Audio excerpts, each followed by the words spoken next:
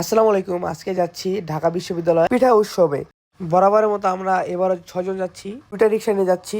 ঢাকা বিশ্ববিদ্যালয় এরিয়াটা জ্যাম হওয়ার কারণে হেঁটে হেঁটে যাচ্ছি টিএসসির দিকে, পিঠা উৎসবে ওইদিকে। সন্ধ্যা 7টা বাজে, কিন্তু এখনো প্রচুর মানুষের ভিড়। মানুষের ভিড়ে চলাচল করা মুশকিল হয়ে গিয়েছে। আমরা প্রায় টিএসসির কাছাকাছি চলে এসেছি। ঢাবির টিএসসির মধ্যেই এই উৎসবটা চলছে। এটা হচ্ছে একটা কার্নিভাল পিঠা উৎসবের মনে হয়। টিএসসির ভিতরে প্রবেশ করে দেখি এখানে কনসার্ট চলছে।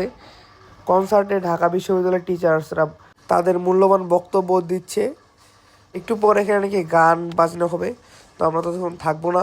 ঢাকা বিশ্ববিদ্যালয়ে প্রায় আগে যাওয়া হতো, কিন্তু এখন ডাকসু নির্বাচনের পর বহিরাগতদের আনাগোনা কমে গিয়েছে, তাই এখন কম যায়। কিন্তু এখানে পিঠা উৎসবে এখানে প্রচুর পরিমাণে মানুষ, তাই এখানে সুবিধা করতে না পেরে আমরা যাচ্ছি এখন নাজিরা বাজারের দিকে।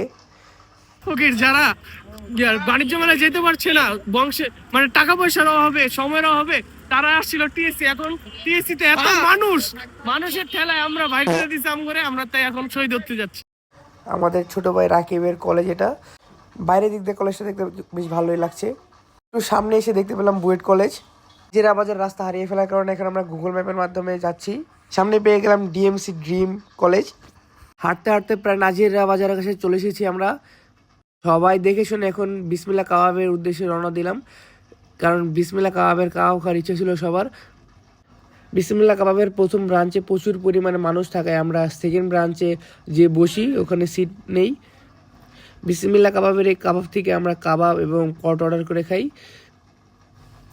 ভাই একলাই সব খেয়ে ফেলেছে, তো এখন আমরা বাসার উদ্দেশ্যে রওনা দিচ্ছি। তো গাইস, আজকের ভিডিও ছিল এই পর্যন্তই।